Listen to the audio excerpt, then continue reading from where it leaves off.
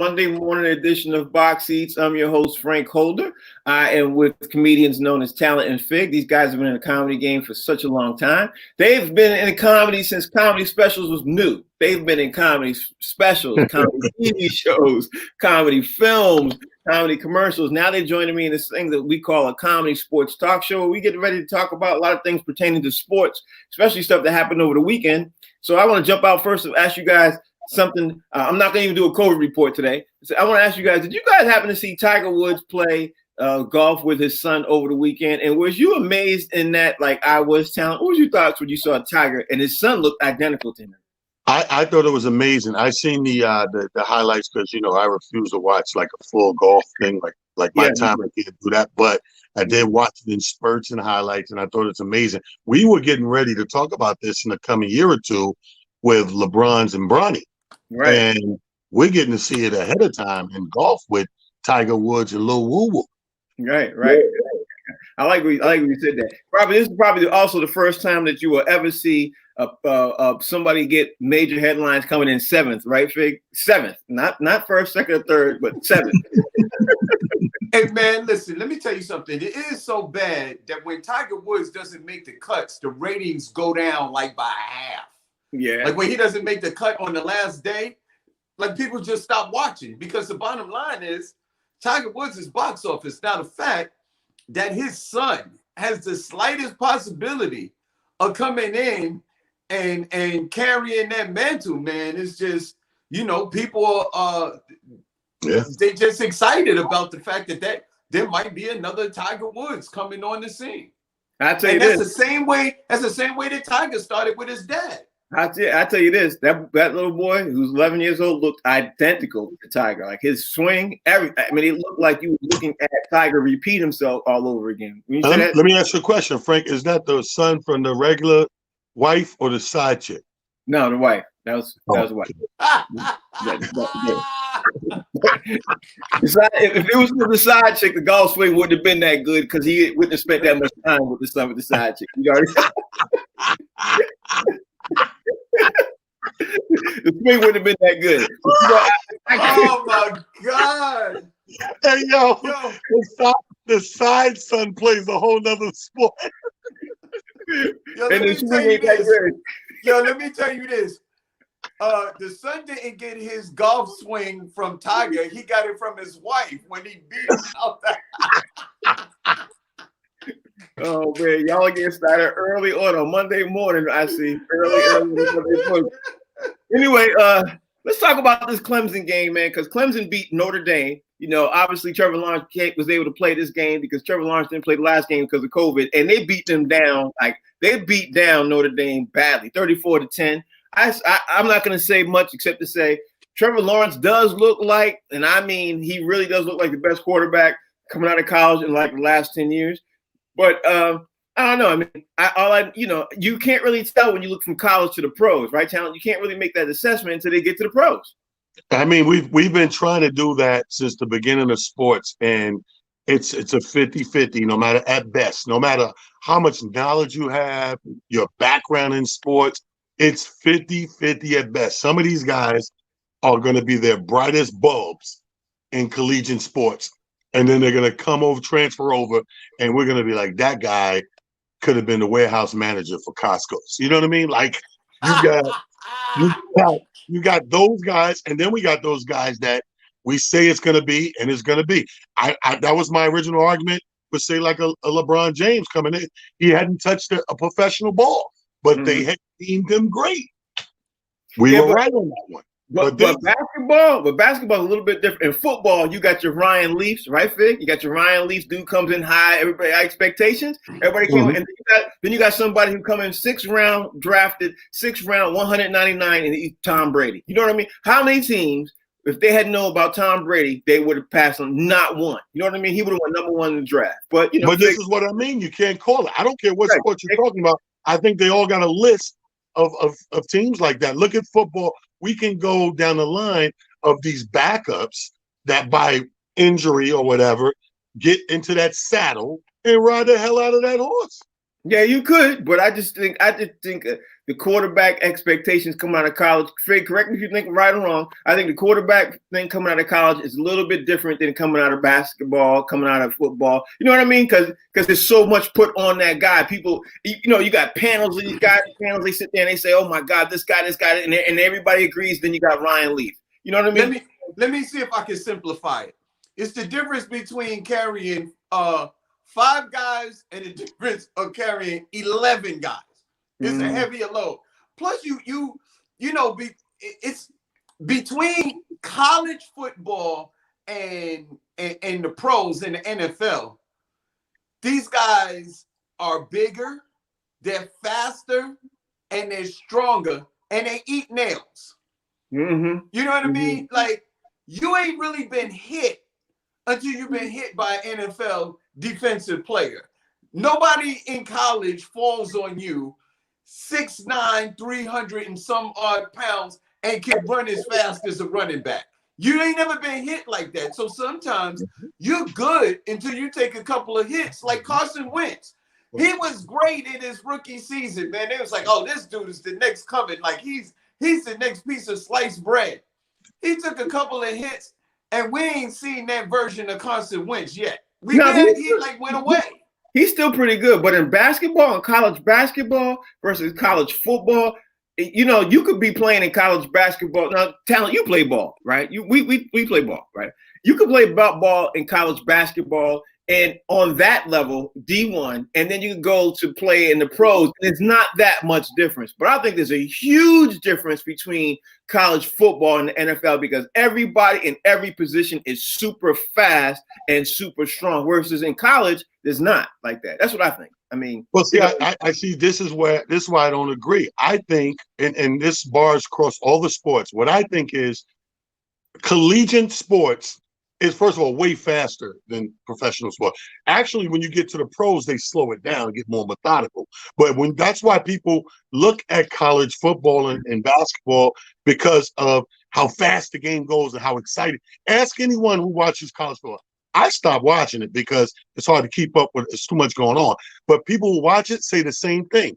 It's more exciting to them because these guys are faster and playing like this with the clock, as opposed to dumbing it down in the pros and being methodical. This is why people stand out more in the pros, because it's less teams than college, for one. And for two, you put your focus, you zero in. Like when you look at a team like Notre Dame or Penn State, you are more prone to follow the franchises, if you will, the universities and alumnus, than you are individuals. But when you get to the pros, we start to zero in on individuality. And somebody put in the comments just now was very interesting, said we have to factor into the mindset of the player as well, not just the physical. I know Fig brought up how big guys may be and falling on you and bodies and all that, but the mindset in football, I will give you this. You need a stronger mindset in football than you do basketball. I'll give you that. Yeah. Fig, you agree with what he said? Yeah, man, because first off, football players are cut from a different cloth. Though that's the closest thing to the modern day gladiator that we have. Mm-hmm. You know what I mean? And you know what? Here's the thing. The major difference between professional sports and college sports is professional sports is usually a man's game.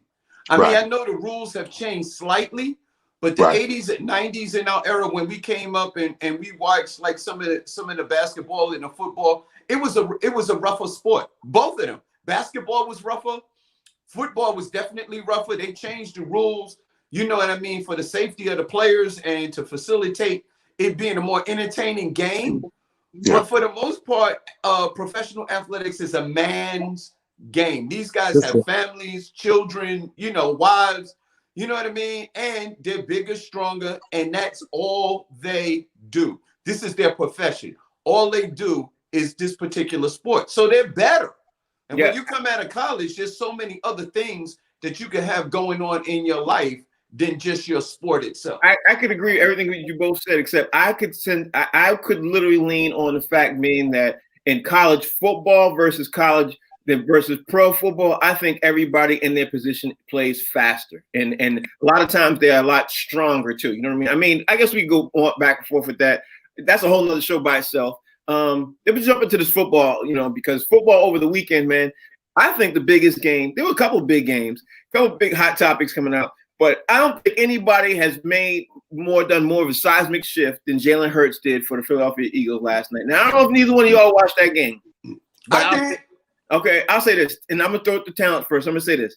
Jalen Hurts looked like a man amongst boys the way he came in and the way he balled out last night. Even though they lost, if their defense had held them up, the Philadelphia Eagles would have won. That's number one. And number two, if Jalen Hurts had an all-star wide receiver, like the Cardinals had, they would have definitely won that game. So now I guess my question to you is, talent, is days of Carson Wentz over and over quickly, or do you think, because the Philadelphia Eagles head coach Doug Peterson said he's going to name the starter today, and I was like, that's the dumbest statement you can make, because if you say something dumb, like, I don't know, man, I'm just like, man, that's dumb. Well, first of all, don't threaten me with a good Merry Christmas.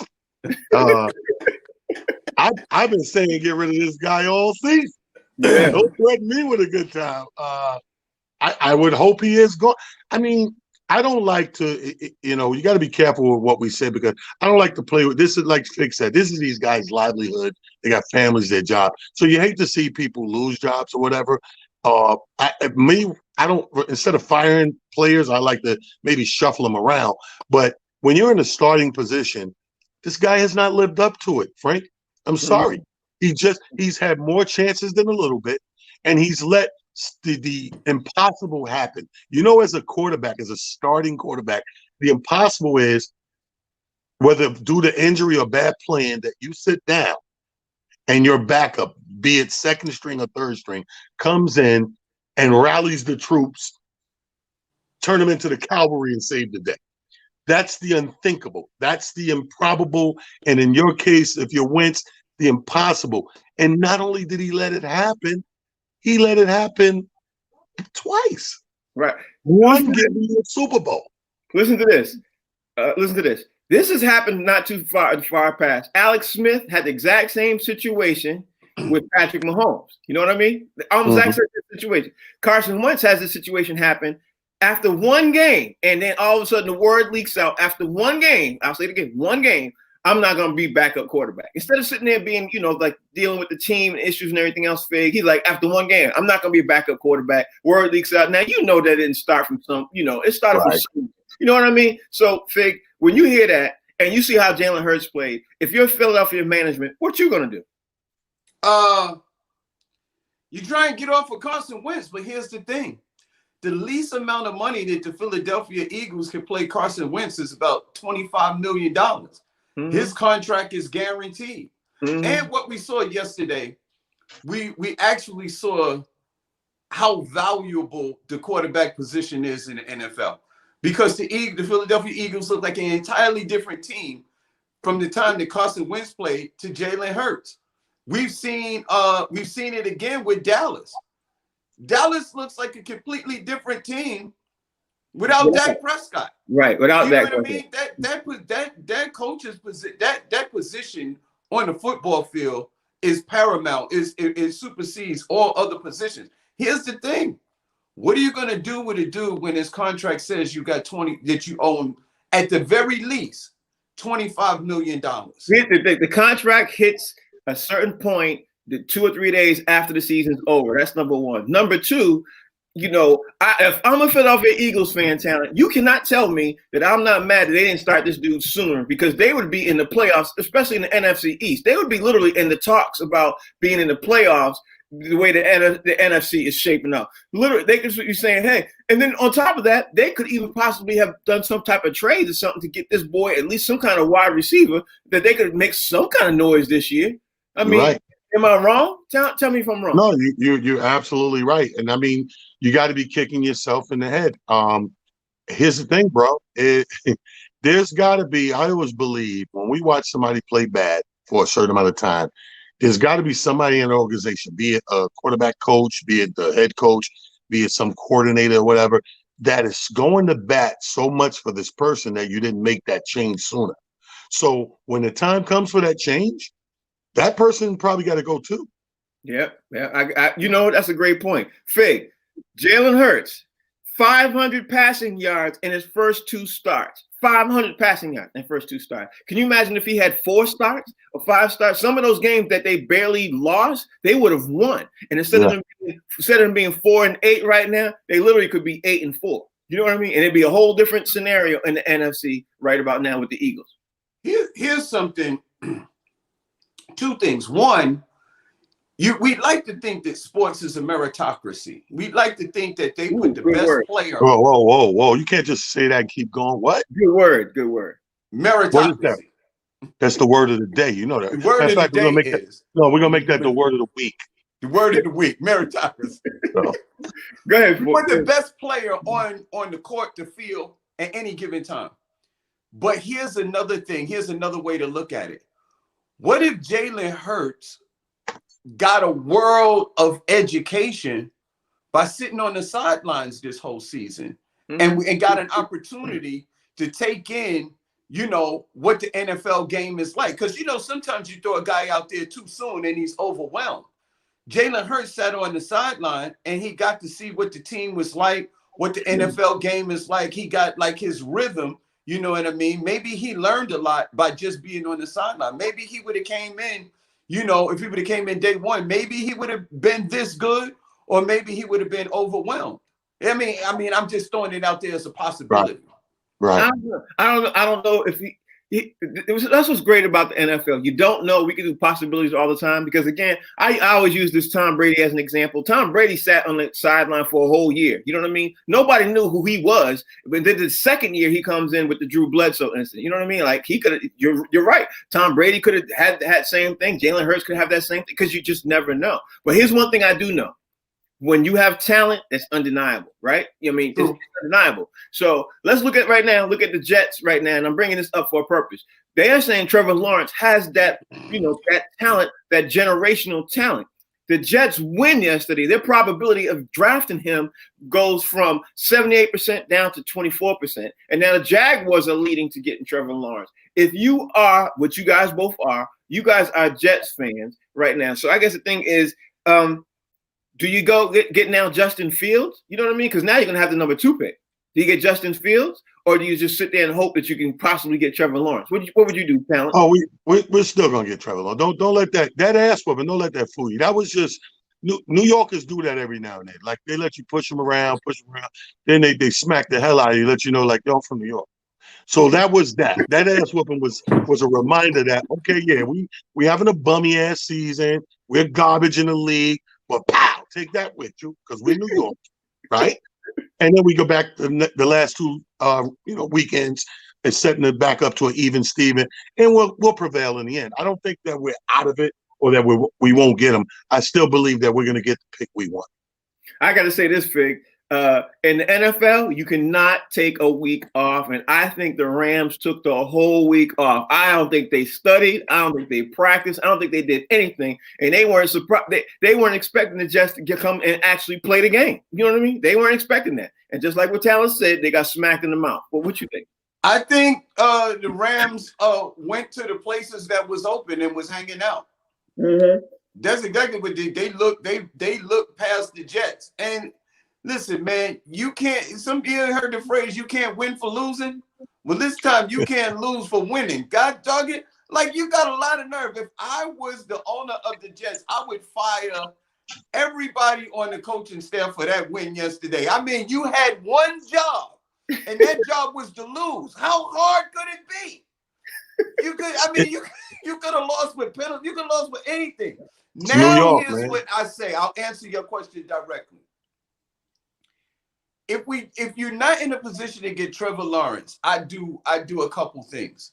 One, I would try and trade down the second pick to get more picks and surround Sam Darnold with better players. I'd shore up the defense and the offensive line, and I'd probably try and get him some playmakers in other positions because, on the football field, playmakers make your team. So I try and draft some playmakers, maybe make some trades, maybe get a player and some trades for that second pick because they have more than one pick. It's just that they may not get the first one. I wouldn't draft down to get another quarterback when I have a quarterback like Sam Darnold, because Sam Darnold is not a bad quarterback. He may not be Trevor Lawrence, but he ain't a bad quarterback. The Jets have, correct me if I'm wrong, I got to double check this, but I think they have like, in the next 2 years, I think they got like 22, 23 draft. You know what I mean? They got a stable draft. So if they come in, if they get the right coach and they get the right GM and they actually make some selections, in the next 2 years, the Jets could literally be the powerhouse with the right selections. You know what I mean? They literally could be the powerhouse in the AFC East. It could be. Again, it's about being able to assemble those draft picks and getting some veterans in there and everything else. But let's now talk about the Tampa Bay Bucks. Tom Brady came back again in the last 24 months from Atlanta Falcons. And this time he was down 24-7. Instead of 28-3, this time he was down 24-7. And he comes back in the third quarter and he storms back and he ends up beating the Falcons. Now, a lot of people who watched that were like, yeah, but, you know, that was only the Falcons. The Falcons are 4-8 and no big deal, everything else. And I ain't worried about, I look at this talent. I'm going to say this. You can't play like that going into the playoffs. You know what I mean? Because not only are you scaring your fan base, you're not preparing yourself as a team. So I expect, maybe I'm wrong, but I think the Tampa Bay Bucks could be that NFC team that could get upset early in the playoffs. That's my prediction. What do you think, Talent? I don't think so. I go back to what I live and die by, the phrase that we play up and down to our competition. I think you're seeing that kind of play because of who it was. I think if it was a more scary team to them, or, something that they may have some sort of fear in their hearts, they go with a different sense of urgency. I think your sense of urgency, again, you're going to play up or down to who you play. You can't expect to see the best of Tom Brady against Atlanta, Detroit, and those guys, but you can expect to see him pull out all the stops against, the Chiefs and the Ravens and the Pittsburgh, all those teams that you think are that potent. He's going to get up for. He's a superstar. That's what superstars do. If you look at every game where a superstar played another, he did less against less. He did more against more. Well, so you're saying that they basically talked down. They played down to the competition. You know what I mean? I get that. I think the only urgency in that game was, as the time starts to tick, you playing against the clock now, not even the team. Now it's like, can we get down there and get 7? We got 2 minutes and 46 seconds. Can we do it? How quick? Can we turn around? Can we get a field goal? You zero out the team because you don't look at them as a threat. You look at the clock as a threat. Now you start saying, okay, we need to make less mistakes against this clock, not per se the team. Right. So, Fig, what you think? Man, I do think that players do play down to the level of their competition, but Atlanta didn't look that bad yesterday, man. Their offense looked really good. And I'm going to tell you this. Tampa Bay's defense is suspect. When you have a team like Atlanta that can put up numbers like that on you that fast, that defense is suspect. When you're a team like Tampa Bay, you have some weapons, but you're not head and shoulders above the rest of the league. You got to play, in order for you to win, you got to play your A game every game on both sides of the ball. Yeah, because you can be had. And I don't think Atlanta's going to lose to them twice, because Atlanta plays them not this upcoming week. They're going to play them again. I don't think Atlanta's going to lose to them again. That's good. Let me tell you that will probably, other than the games that Tampa Bay lost, that will probably be one of the roughest games, one of the hardest games that they had to play all season. When you see a team back to back like that within 2 or 3 weeks, now it's almost like in basketball in the playoffs. Now everybody knows what you're going to do and how you're going to do it. Unless you're able to bring in something new, they know what to prepare for. And, I think Atlanta is better than their record says they are. Right. Or they are who we thought they were. The last NFL game I want to talk about before we jump into the NBA, because we're going to talk about the rest of this NFL games tomorrow. I got to talk about the Saints losing to Kansas City Chiefs, man, because the Saints, they didn't have a lot of their wide receivers, and they were still in the game until the very, very end. So I'm thinking if the Saints get another crack at Kansas City, I think they probably could be the team that could beat Kansas City by the way they're playing, because they didn't have Michael Thomas yesterday and they balled out, and Drew Brees looked really, really rusty. So, Talent, I don't know whether you agree or disagree, but after you saw the Kansas City game, what was your thoughts when you walked away saying, Kansas City versus New Orleans was a much better game than what I thought? What was your thoughts? Well, I mean, I think those two teams match up pretty well. Mhm. So I think that every time they meet each other is one of those things where it could be anybody's game. It's not gonna, barring injury, nobody's blowing nobody out. They're gonna go score for score. Unfortunately, when you have these mega quarterbacks, the defense suffers. Mhm. So I say that to say, yeah, your quarterback may put up 30, but the other guy's quarterback put up 32 because your defense, their focus is offense oriented. So the defense kind of suffers a little bit. I would love to see these powerful mega quarterback teams shut some defense down too.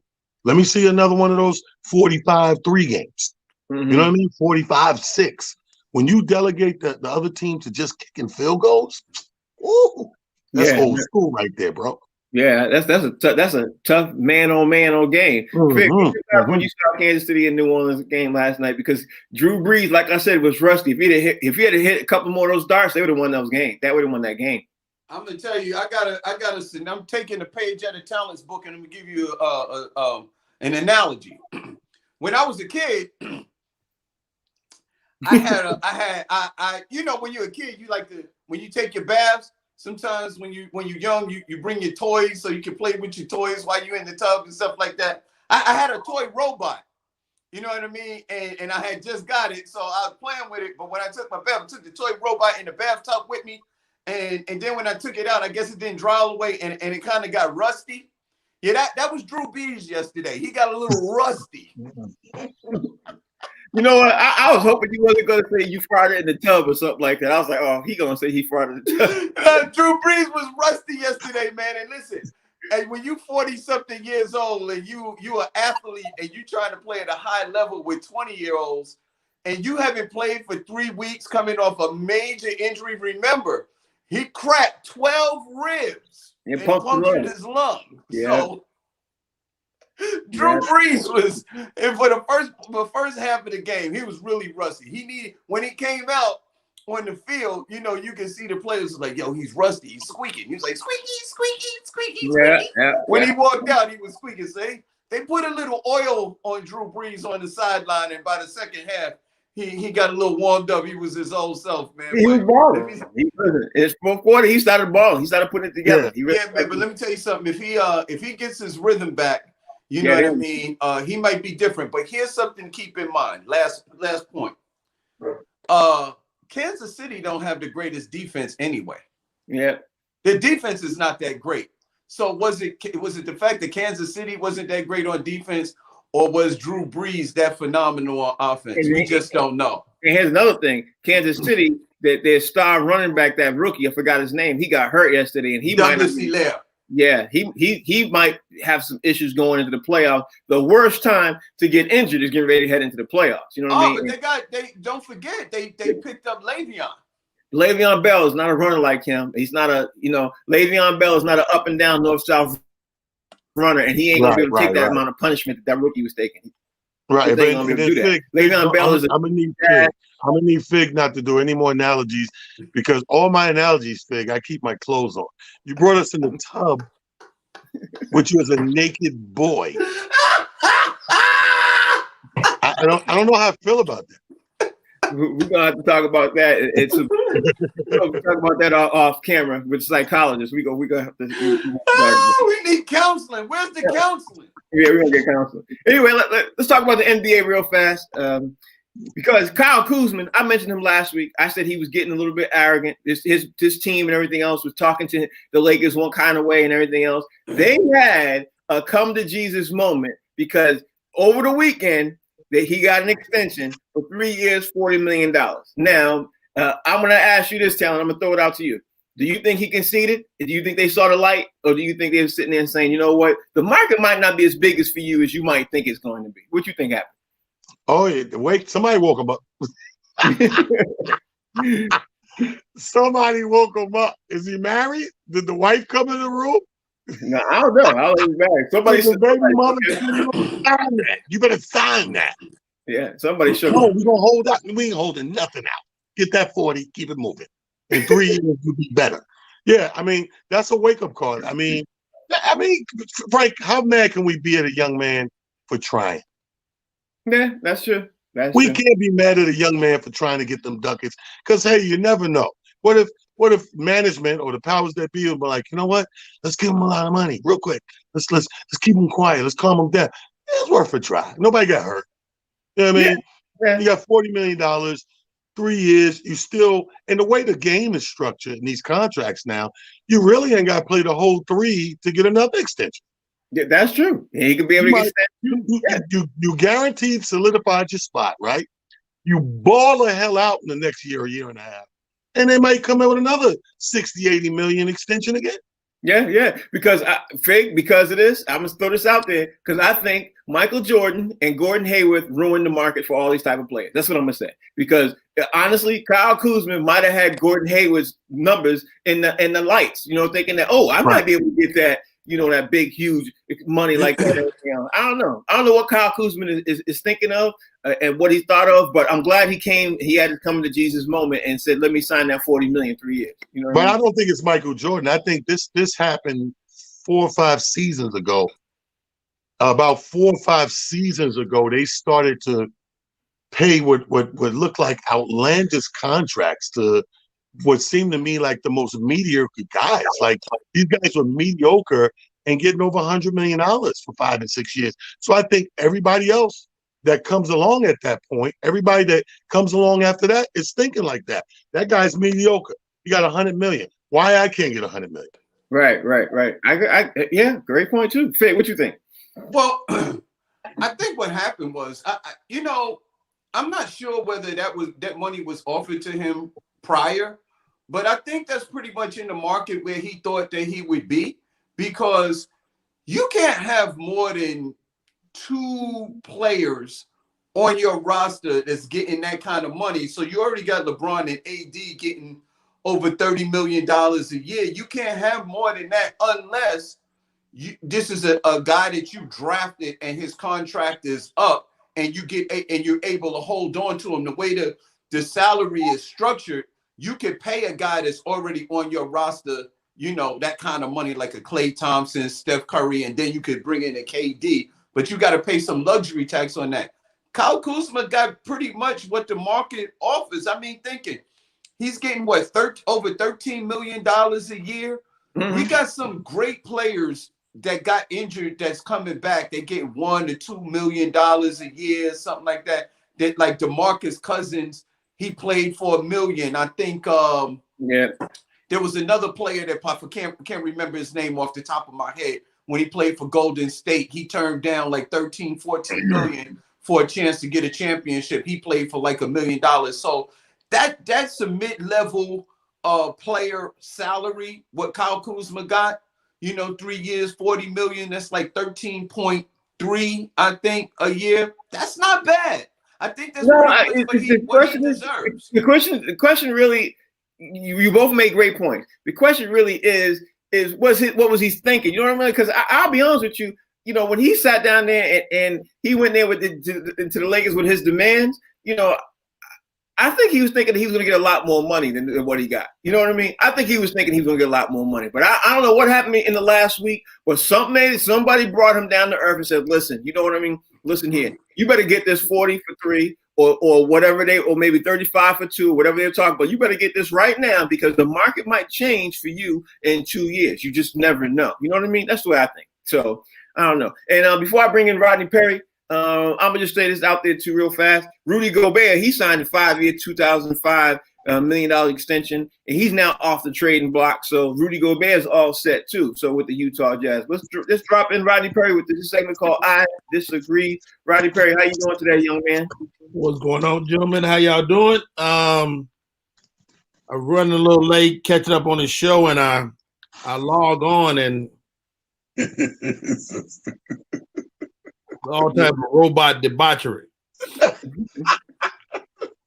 I don't know what's going on, but I don't like it. I don't like what it does to the box seat.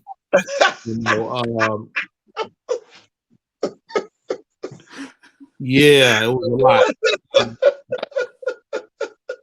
I agree with Amir. Amir been chiming in. I agree with Amir. Kuzma was doing a little too much. And you know who we need to thank? Tyler said maybe it's his wife. No. Thank Larry Smith. Thank Larry Smith. Send yourself right to Perry. Who is Larry Smith? Well, that's Kuzma's stepdaddy. Cal Kuzma's stepdaddy. He the father, Cal's siblings, younger siblings, and he called him up on the phone. Hey, Kuz. Yeah, it's your stepdaddy, man. What the hell you doing? You take them people's money. Take that money. Stop making demands. I'm gonna put you out of this house too. By the way, about to go back upstairs and smash your mama again. So,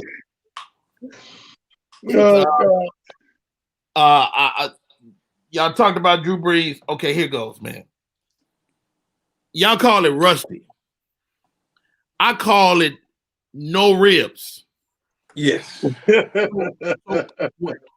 When you're at a barbecue, what's the most important part of the barbecue? The ribs, baby, the ribs.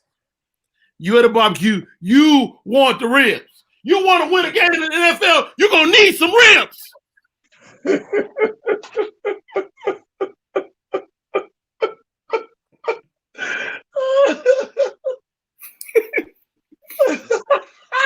This man showed up with the wings, the thighs, and he did not bring no ribs. I want no damn wings, no thighs without no ribs.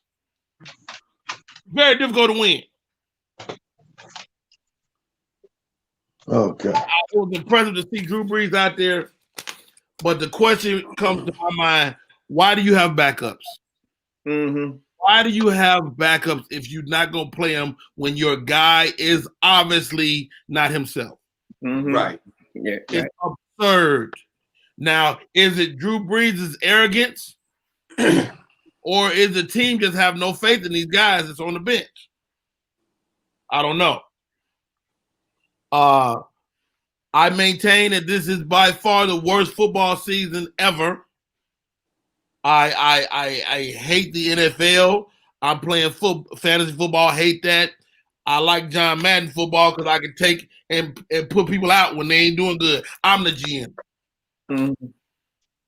I don't have to start Drew Brees because Drew Brees, his internals are all made of sand right now. Right. So I'm going to be brief today. I got a little post-nasal drip, and I gotta make some go get some Christmas presents, and I'm gonna be brief today. But thank you for your kind words, and don't keep me full screen. I need to see people laughing when I'm doing my shit.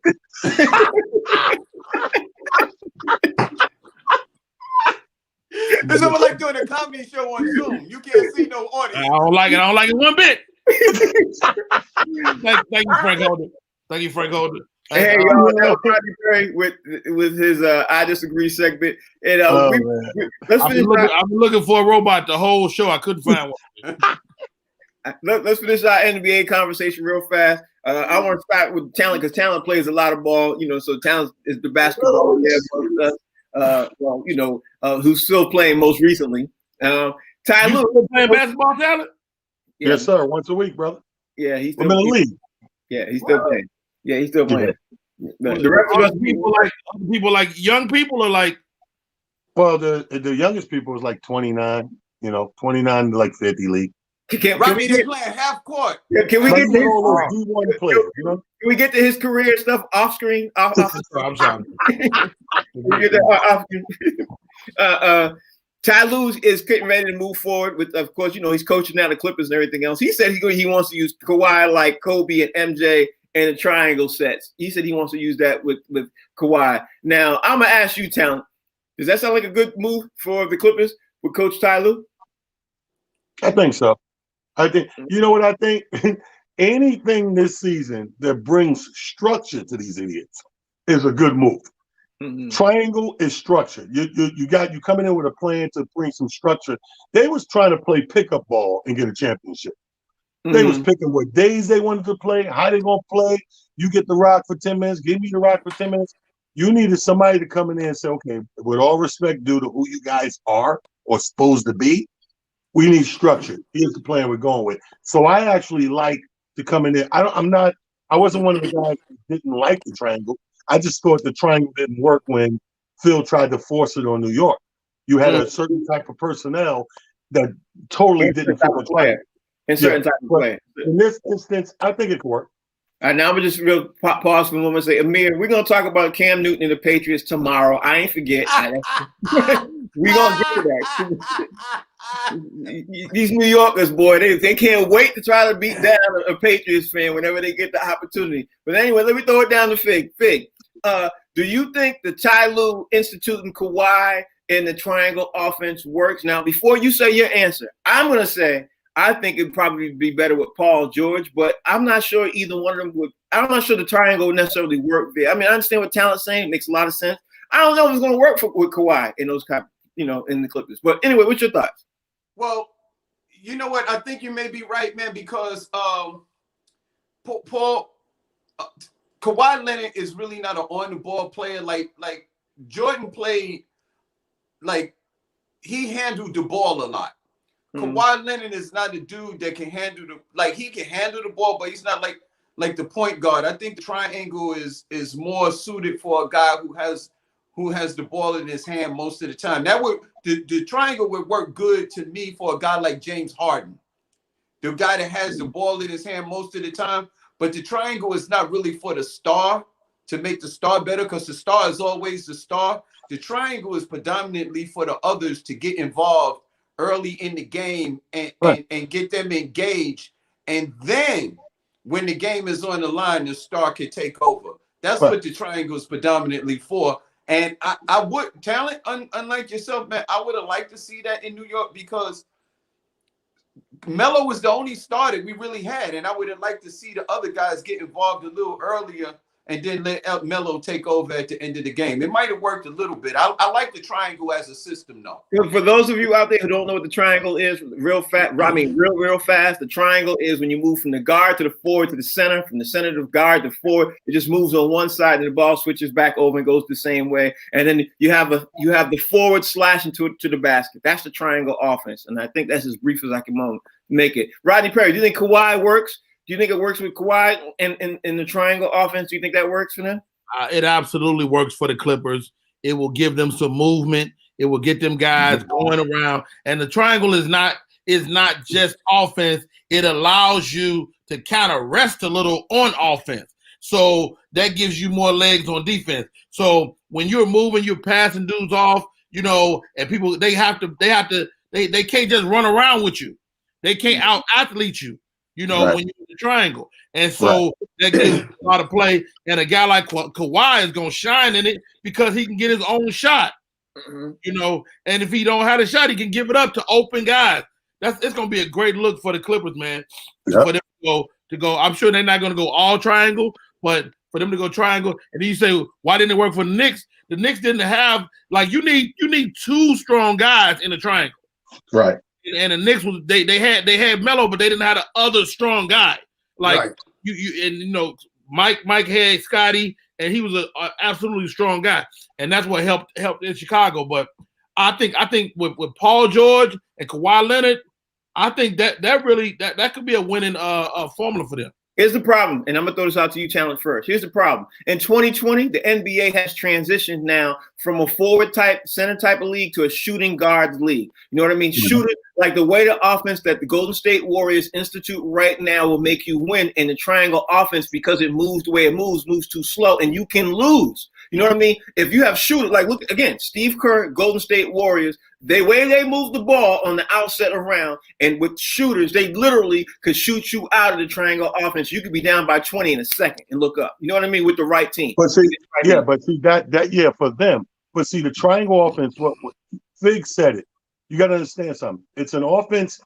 It's not built for, Fig, the only thing you got to mix up, it's not built for, per se, a Kawhi himself. It's a slasher's offense. The ball ended up with the slasher. The good thing about the Clippers, why this will work for them, Kawhi and Paul George are slashers. Right. You got two forwards that constantly can be slashers. So I can run it one time and it end up being Paul George. I can run it the next time and end up being Kawhi and keep back and forth that. You got double slashes. That's even better than the Bulls when they used it, because the Bulls had Jordan, who was more of a guard, these guys can play small forward slasher. They're a little bigger than a Jordan. You know what I mean? So Yeah. I think I'm with Rodney. I think this would work. And with you, Frank, yeah, of course it would blow people out if it's in Golden State. But I think this team has the personnel as well. Right. Yeah, Fig. What Talon just said makes a lot of sense because you got a slasher with Kawhi on the right side of the court. You got a slasher with Paul George on the left side of the court. When they move the ball from one side to the other, they can always have a slasher to the basket, and it'd be really, really hard to defend. But again, what are your thoughts on being if you run up into an offense and there's a lot of teams now instituting this type of offense, like the Celtics do it a lot too. Milwaukee is starting to do it now. You know, Miami does a lot when they have the shooters shoot and they can shoot you out of the gym real fast. You'll be down by 20. You know what I mean? Again, it's. But here's the thing, Frank. Your offense can't worry about another offense. That's where you apply defense. No, I get that part. I'm just saying the point I'm saying is because the way that ball moves and everything else on your offensive side, it can hinder you on your defensive side because the way you know how you switch up when you come down, you play on defense on the side, but it can hinder you. So I mean, listen, I don't know. We'll see it when it comes in. I just know nobody's using the triangle offense right now, and there's a reason why nobody's using it right now. I don't know what the reason is. I'm not in the NBA. I don't play. Well, it's hard. Let me say this. To be quite honest, Golden State used a small version of it when they were winning their championships because you realize there was a lot of ball movement and back cuts, and that's how they were able to get easy baskets. What the triangle offense does, it gives you the opportunity to get easy baskets in when you're playing half court ball. Yeah, so but the Golden State didn't use it that much. They may have used it a handful of times when they were having issues when they were playing against LeBron because they wanted to pick LeBron as they were doing a swing around the bottom of the basket. Well, yeah, but I said a version of it because you use it at times when here's when it really works.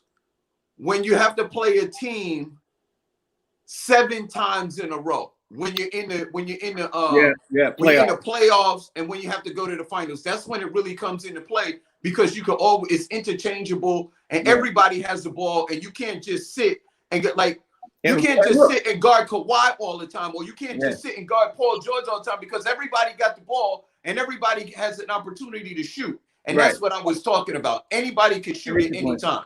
I get your point. What you think, Rodney? You agree with that? Absolutely, man. I think the movement is going to help them guys. And again, when you're moving in an offense, you know, and the ball is moving, like so you're not running as much. That equates to the energy on the other end. Right. Yeah. Right. You know, and I think that goes to what you're saying. Now, Frank, you make a great point. This is still a make or miss league. If somebody is making threes, it don't matter what you're running anyway. Right. It's a bad day. Right. Run to Golden State, they making threes, and I'm down by 30. Yeah. You know what I'm saying? So your point is true against all defenses. You know what I mean? If Golden State get going, it's just a bad day. Yeah, and that's the reason why I think a lot of teams are not using it because now, as we see, it's 2020, about to be 2021, and people are just it's a shooters league now. You know what I mean? I think it just changed a lot of things. And speaking of shooters league, I hate to talk about James Harden again. I'm gonna just mention it. I want to say these 2 more questions real fast. James Harden has now, over the weekend, he's pushed his team, his people now to see if he can get to New Jersey more so than other. New Jersey has to give up 1 extra piece. And by tomorrow night, James Harden literally could be on the Nets. You know what I mean? So I'm going to ask you this, Talent. Do you think I asked you this Friday. Now I'm going to ask you this now because James Harden is now pressuring management over the weekend. He pressured them a whole lot more. So since he's doing that now, he's trying to twist their arm and everything else. Same question I asked you Friday. Do you think by the time we start tomorrow night, you think James Harden is going to be a New Jersey Net? I don't even, I don't know. I'm mad that is happening during the pandemic. I would love to run into him in the strip club this weekend. Ain't gonna happen though. The COVID, got every regulations, strip clubs are closed. Yeah, I think it's a high possibility. If he's still talking about this right now, Frank, damn right it's a possibility. Really, my dude? Like right now? Yeah. Like we're in preseason, gearing up. There's people online right now as we're doing this show, purchasing a James Harden jersey and hat. Yeah, and it's going to be on New Jersey Net tomorrow night. And ain't no refunds because you got it on Facebook Marketplace. Yeah, Fig, you got 60 seconds. Tell me what you think, man. It's looking like the same thing. Yeah, man, I really don't know, man, because I say it like this. I don't think so. Because for James Harden, first off, in order for the money to match, you got to give up a bunch of players in order for the money to be equal. Do you know how many players they'd have to give up? They'd have no bench. They'd have hardly no starting five just to get James Harden. I don't think it never makes sense to me to give up 4 players for one guy. It never makes sense. I didn't like when the Knicks did it for Melo. That don't make sense to me. Yeah, Rodney, I'm gonna throw it to you, and I'm gonna say this. I'm gonna say my 2 cents. I don't think New Jersey should touch the team the way they have, because right now I saw them play the Celtics Friday night, and they were toying with the Celtics by the second quarter. So they fine. What you think? I mean, you're right, Frank. The Nets look incredible, man. All the questions we had about KD, I think he looked amazing. He's moving great. He's shooting the ball. He's lights out.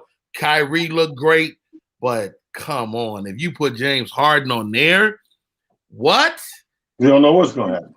You know exactly what's gonna happen. They're gonna whoop some people's ass. It's too. I mean, James Harden is scoring concentrated.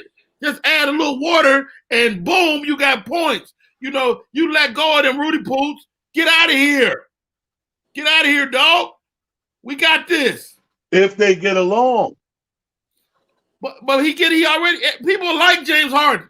He crazy. If they get along. You got to think this thing through. KD like him, otherwise it wouldn't be a conversation, no talent. Hey, listen, you heard what Rodney King said back in the day. He said, "Can't we all just get along?" Hey, Vic, you don't thinking this through. You just said you never was a fan of giving up 4 dudes for 1 dude. What about that girl in the neighborhood slut? She want to settle down now. She want to give up those 4 dudes for that 1 dude. You against that too? Listen, see, y'all are tripping right now. Let me ask this last question. I don't know what that is.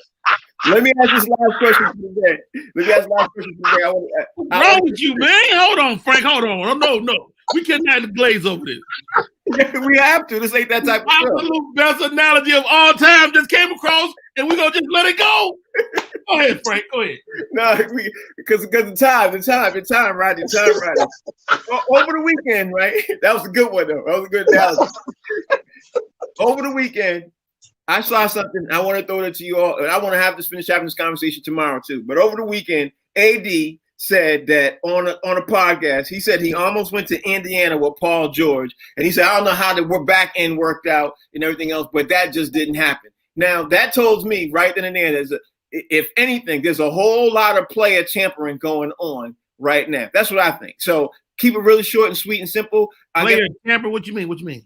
Because AD said him and Paul George had worked out to be able to go to Indiana, and he literally said on the podcast, almost quote for quote, saying, yeah, I don't know how the back end worked out, but we was almost there. His exact words. So it sounds like a lot of player tampering, and I think the NBA might probably look into that. What you think, Talon? You think player tampering or no? But let me ask you a question. How can it not be player tampering going on? No, I know that, but it's supposed to be legal to do that. I already know that. Yeah. Yeah, I mean, I just think that it's one of those things like driving without a seatbelt. You have to get caught because it has to be going on. We're human, right? We're hanging out. Yeah. Some of these guys hang out together. They go to each other's weddings, cookouts, bar mitzvahs, all that type of stuff. We got to be talking ball and what ifs. What if I come play with because you cool and blah blah. It has to be. Remember that time before Stern gave up his position?